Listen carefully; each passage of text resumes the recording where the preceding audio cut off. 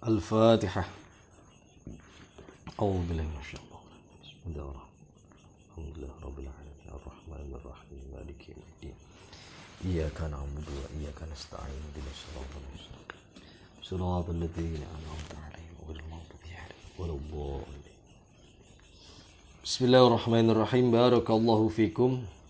Alhamdulillahirabbil alamin. Allahumma shalli wa sallim ala asyrafil anbiya'i wal mursalin sayyidina Muhammadin wa ala alihi wa sahbihi ajma'in, amma ba'd.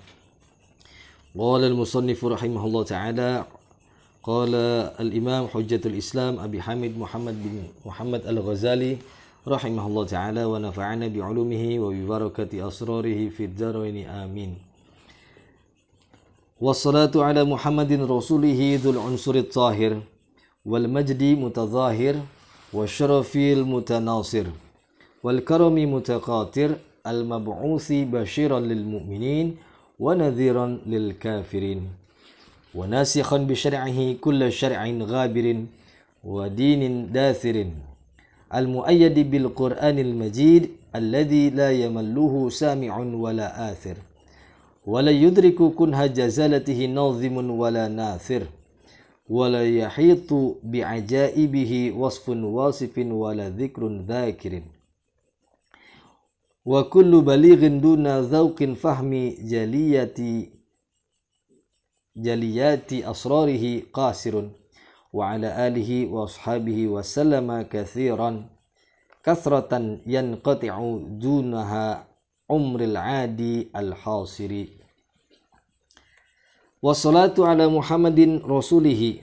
Dan selanjutnya setelah Al-Imam Ghazali membuka kitab ini dengan basmalah dan hamdalah, beliau menghaturkan solawat berserta salam solawat kepada baginda Nabi Muhammad sallallahu alaihi wasallam yang memiliki dzil unsuri tahir, yang memiliki nasab yang suci.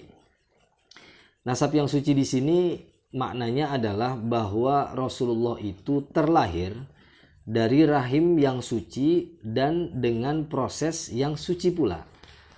Maksudnya Rasulullah tidak terlahir dengan atau akibat dari perzinahan sebagaimana yang marak pada waktu itu, adat istiadat jahiliyah. Rasulullah sampai ke atas itu dari Rasulullah, ayahanda beliau Abdullah, kakek beliau Abdul Muttalib, dan seterusnya sampai Adnan, sampai Nabiullah Ibrahim, sampai Nabiullah Adam, itu dilahirkan dari proses pernikahan yang sah dan pernikahan yang sesuai syariat, sebagaimana salah satu riwayat yang dikeluarkan oleh Ibnu Asakir dan Ibnu Sa'ad kalau saya tidak salah, yang bersumber dari sahabat Sayyidina Abdullah bin Abbas. Rasulullah sallallahu alaihi wasallam bersabda, "Kharajtu min ladun Adama min nikahin ghairi sifahin," bahwasanya aku ini terlahir semenjak dari Nabiullah Adam turun terus menurun itu melalui pernikahan, ghairi sifahin, bukan melalui perzinahan.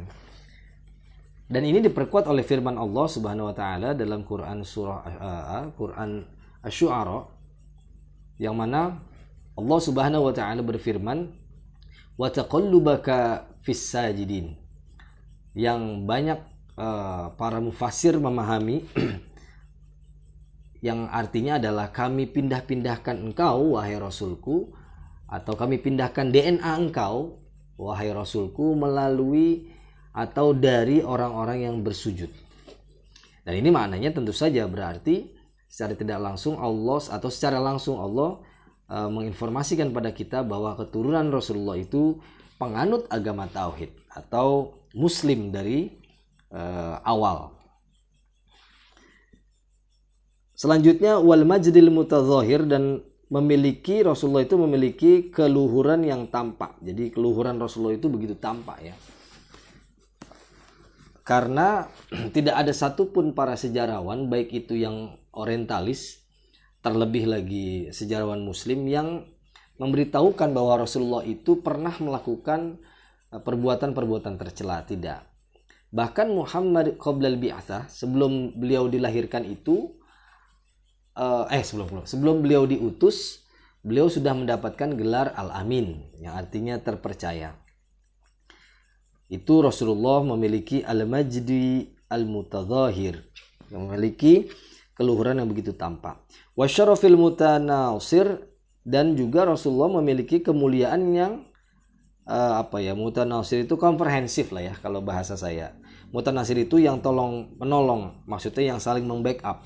Jadi dari segala sisi Rasulullah itu memiliki kemuliaan yang komprehensif, yang lengkap gitu. Wal karamil mutaqatir, dan juga kemuliaan Rasulullah itu menetes, memiliki kemuliaan yang menetes.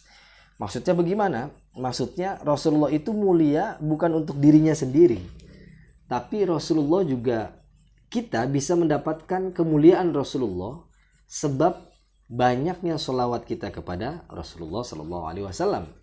Karena berdasarkan hadis yang sahih dikatakan, apabila umatku berselawat padaku, kurang lebih artinya, apabila umatku berselawat padaku 1 kali, maka aku akan berselawat padanya 10 kali. Maksudnya, kok bisa kita selawat sekali tapi Rasulullah akan membalasnya 10 kali? Nah, ini penting juga, karena di dalam Al-Quran, setiap ibadah, Allah itu memerintahkan hamba-hambanya tanpa Allah melakukannya. Maksudnya Allah nggak wajib untuk melakukannya. Dan Allah memang tidak melakukannya. Contoh, ya ayyuhalladzina amanu kutiba alaikumusiyam. Kita diwajibkan berpuasa tapi Allah tidak berpuasa. Atau aqimis sholata liduluki syamsi ila ghasakil lail. Kita diperintahkan sholat tapi Allah tidak sholat. Tapi khusus untuk sholawat, Allah memberitahukan kita dengan redaksi mencontohkan terlebih dahulu. Innallaha wa malaikatahu yusholluna 'alan nabi.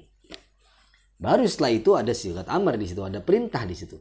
Ya ayyuhalladzina amanu shollu 'alaihi wasallim mutaslima. Jadi Allah itu senantiasa bersolawat, juga para malaikat-malaikatnya senantiasa berselawat. Maka pantas saja kalau bahasa guru saya tuh kemuliaannya meluber-luber gitu. Jadi kemuliaan Rasulullah itu meluber-luber dan akan menciprati menciprati umat-umatnya yang sering berselawat kepada Rasulullah Shallallahu Alaihi Wasallam. Semoga kita termasuk orang yang mendapatkan kemuliaan Rasulullah akibat dari selawat kita. Amin ya rabbal alamin. Al-mab'uthi basyiran lil mu'minin. Rasulullah itu diutus sebagai basyiran lil mu'minin, sebagai kabar gembira atau guna menyampaikan kabar gembira kepada hamba-hambanya yang mukmin, kepada hamba Allah yang mukmin. Wa nadhiran lil kafirin, dan juga sebagai peringatan atau memberikan peringatan kepada lil kafirin, kepada orang-orang kafir. Wa nasikhan bi syar'ihi kulla syar'in ghabirin, dan syariatnya Rasul itu nasikhan, menasakh, menyalin atau bahasa saya, menyempurnakan syariat-syariat ghabirin yang telah lampau, yang telah lewat. Wadinin dasirin, dan juga agama-agama yang terhapus. Ini maknanya kita tahu bahwa jarak antara Nabiullah Isa ke Rasulullah Sallallahu Alaihi Wasallam itu kan cukup jauh ya. Banyak keterangan-keterangan, kurang lebih 500 tahun. Dan agama pada waktu itu sudah mengalami dekadensi praktek atau malpraktek lah ya bahasa sekarang. Jadi sudah tergeser dari makna aslinya. Dan yang memang masif pada waktu itu adalah agama paganisme, penyembah berhala. Maka ini disebut oleh Imam Ghazali sebagai dinin dasirin, agama yang terhapus, yakni milah Ibrahim, dan kembali ke ajaran tauhid dari ajaran-ajaran paganisme. Al-mu'ayyadi bil Qur'anil Majid, yang didukung syariat Rasul, yang didukung Rasulullah itu bil Qur'anil Majid, dengan yang disupport, Rasulullah itu disupport dengan Al-Qur'an yang agung, Al-Majid.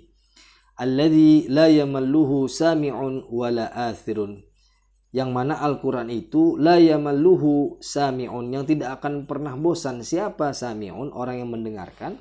Wala athirun, dan juga orang yang meriwayatkan atau menyampaikan.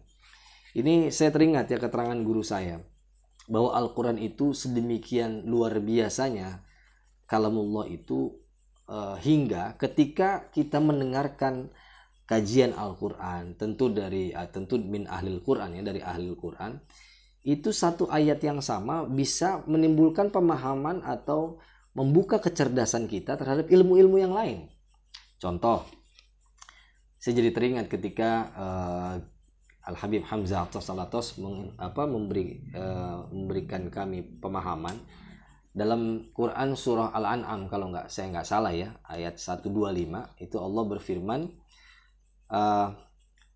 fa yuridillahu ayyahdiyahu yashrah sadrahu lil Islam wa man yurid ayyudillahu yaj'al sadrahu dayiqan harajan ka'annama yas'adu fis sama, gitu.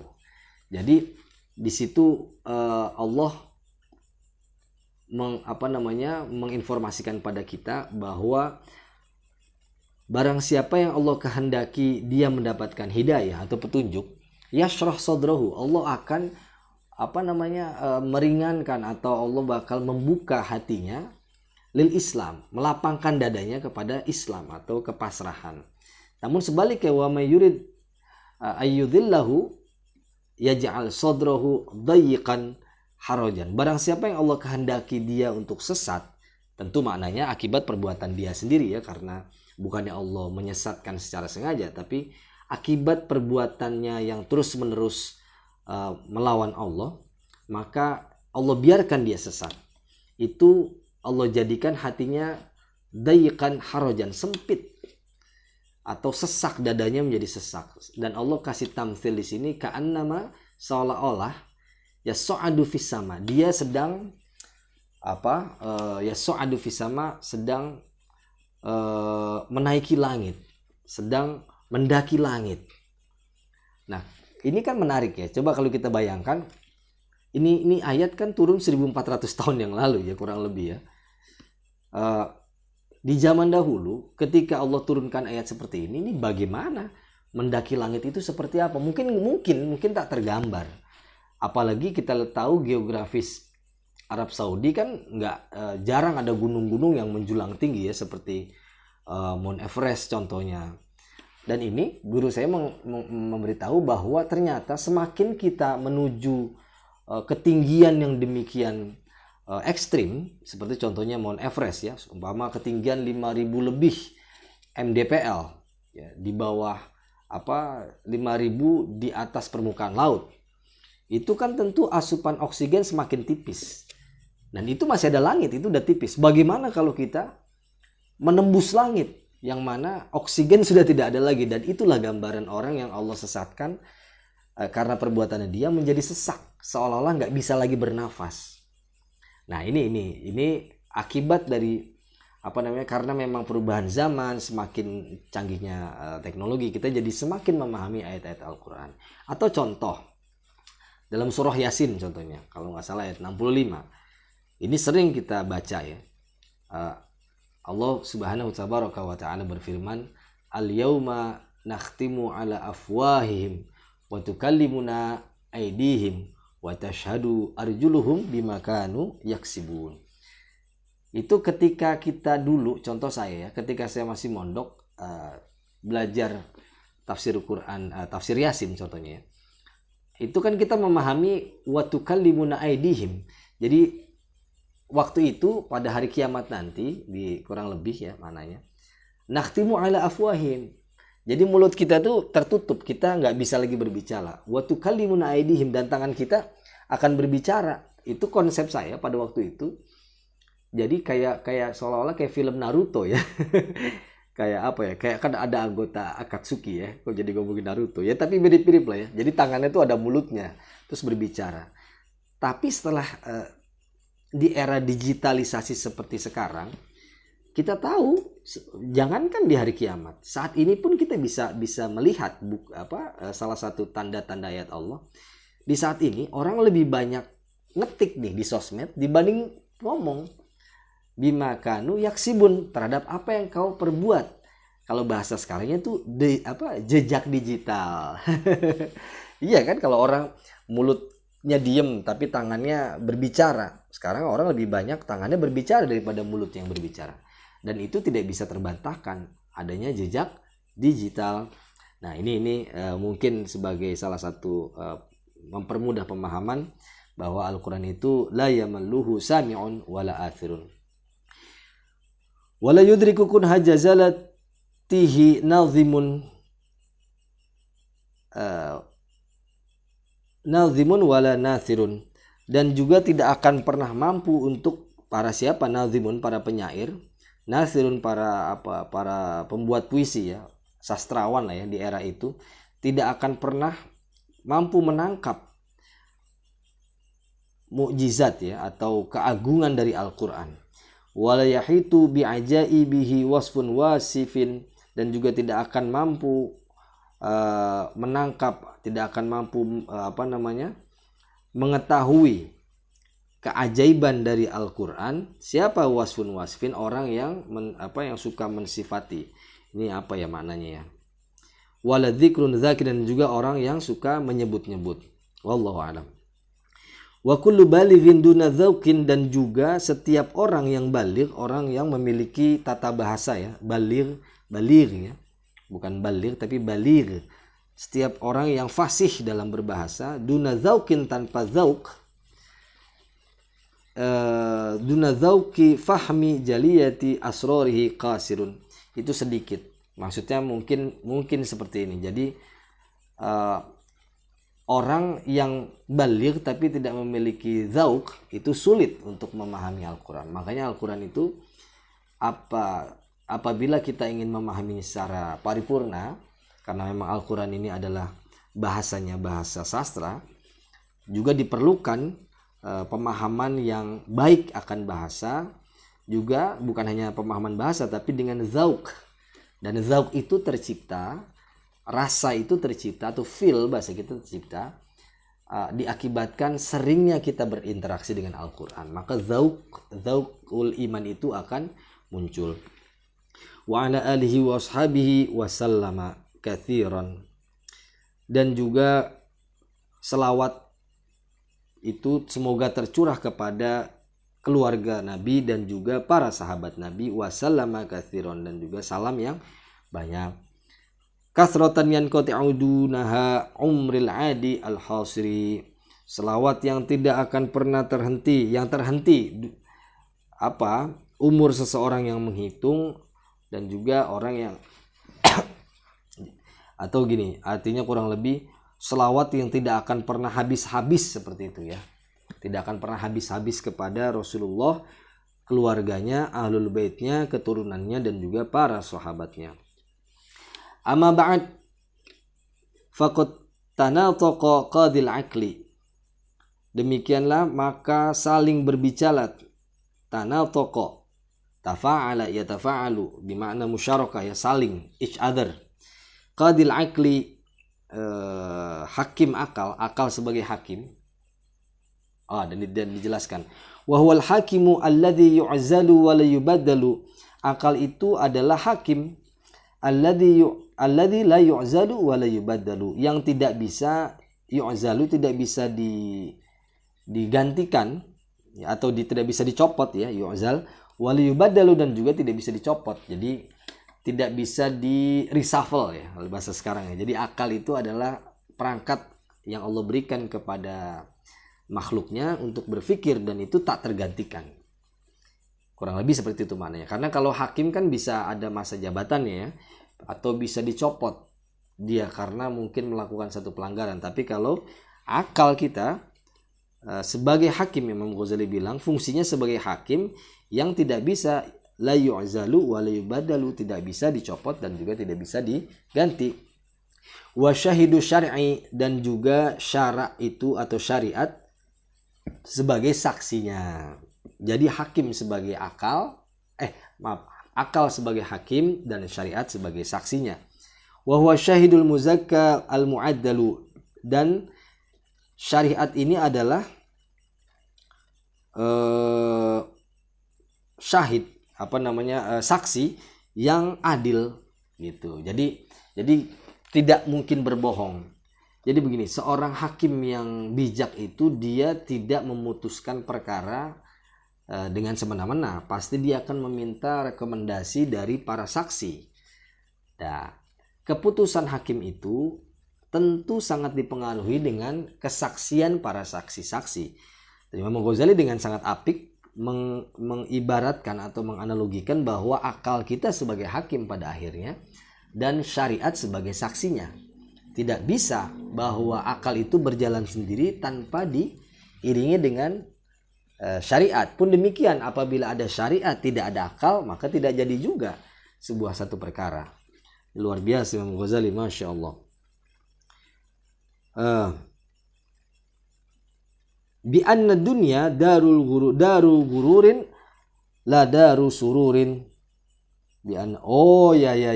Jadi di sini di redaksi awal tanah toko ini saling berbicara. Siapa yang saling berbicara atau saling sepakat di sini adalah akal dan syariat. Jadi mereka berdua sepakat bahwasanya dunia itu adalah darul gurur, negerinya tipu-tipu. La darus surur, bukan juga tempat surur itu kegembiraan atau kesenangan. Jadi dunia itu bukan tempatnya cari senang kalau menurut Imam Ghazali. Kalau dalam bahasa Syekh Nawawi Al-Bantani, ad-dunya mazru'atul akhirah. Jadi dunia itu tempat mazru'ah, ladang ya.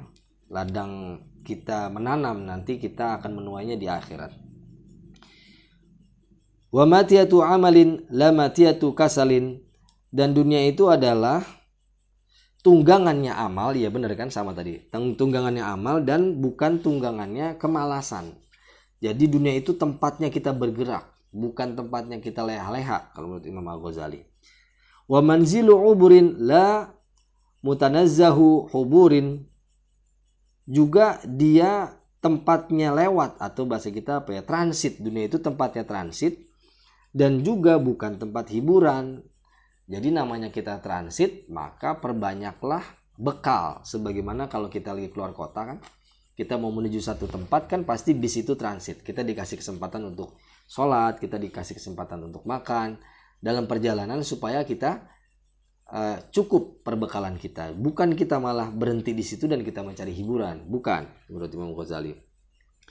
Wa mahalu tijaratin la maskanu imaratin. Dan dunia itu tempatnya berdagang menurut beliau. Dunia itu tempatnya berbisnis, bukan tempat tinggal. La maskanu imaratin, bukan tempat tinggal yang dibangun. Atau seperti ini, jadi kayak toko lah ya. Kalau seseorang punya toko di pasar, dia ngebangun toko dan dia pasti akan tinggalin. Jadi dia buka mungkin hanya dari pagi sampai sore, setelah itu dia pulang. Jadi namanya toko itu bukan tempat tinggal, tapi kita harus kembali ke rumah kita asal masing-masing, yakni darul akhirah. Wa matjarun bidha'atuha at-ta'atu. Dan dunia itu adalah ya matjarun, tempat dagang. Matjaru bidha'atuha, tempat dagang. Yang bidha'atuha, barang dagangannya atau komoditasnya, komoditas yang didagangkan itu apa? At-ta'ah, taat. Jadi ketika kita berdagang, Imam Ghazali menganalogikan yang kita dagangkan ini adalah ketaatan kita yang nanti akan kita mendapatkan keuntungan dari situ. Waribuha al-fawzu yawma taqumus sa'ah. Dan keuntungannya ribhuha al-fawzu yawma taqumus sa'ah. Keuntungannya nanti ditebus pada hari kiamat gitu. Jadi di dunia kita berdagang dan nanti di akhirat kita akan ngeklaim atau akan kita reimburse gitu ya apa yang kita dapatkan di dunia ini. Wa ta'atu ta'atani, dan berbicara tentang taat menurut Imam Al-Ghazali itu ada dua berbicara tentang taat. Yang pertama amalun dan yang kedua ilmun. Amalun wa ilmun. Jadi berbicara tentang taat itu menurut Imam Ghazali di dalam Al-Mustasfa ada dua. Yang pertama amal, yang kedua ilmu. Wal ilmu anjahuhuma wa arbahuhuma. Adapun ilmu itu adalah anjahuhuma, paling berhasil dari keduanya, ilmu, dan juga paling menguntungkan dari keduanya. Jadi kan taat itu ada dua menurut Imam Ghazali, yang pertama ilmu, yang kedua amal. Sementara ilmu itu menurut Imam Al-Ghazali itu yang paling beruntung di antara keduanya dan yang paling berhasil, paling seutama-utamanya ketaatan. Fa innahu aidan minal amali, karena ilmu itu juga bagian dari amal menurut beliau. Walakinnahu amalul qalbi, akan tetapi ilmu itu adalah amalnya hati. Kalau amal itu kan amal fisik ya, amal secara zahir, tapi kalau ilmu itu amalnya batin, atau dalam bahasa Imam Ghazali di sini amalul qalbi. Alladzi huwa azzul a'dha, yang mana amal hati itu adalah seagung-agungnya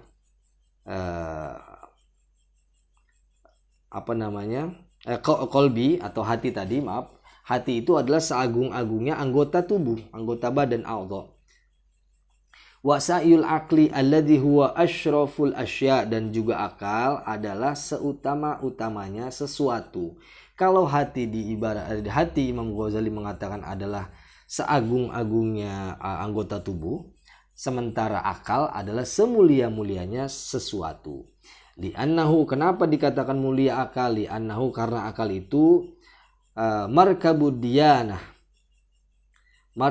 diyanati, karena akal itu adalah kendaraan diyanah. Diyanah itu keberagaman. Jadi kita bisa mengetahui keberagaman, kita bisa mengetahui persamaan, perbedaan itu melalui kendaraan akal. Makanya disebut agama itu agama itu akal ya, karena la dina liman la aqla lahu. Wa hamilul amanah, dan akal itu pembawa, hamilul amanah, pembawa amanah.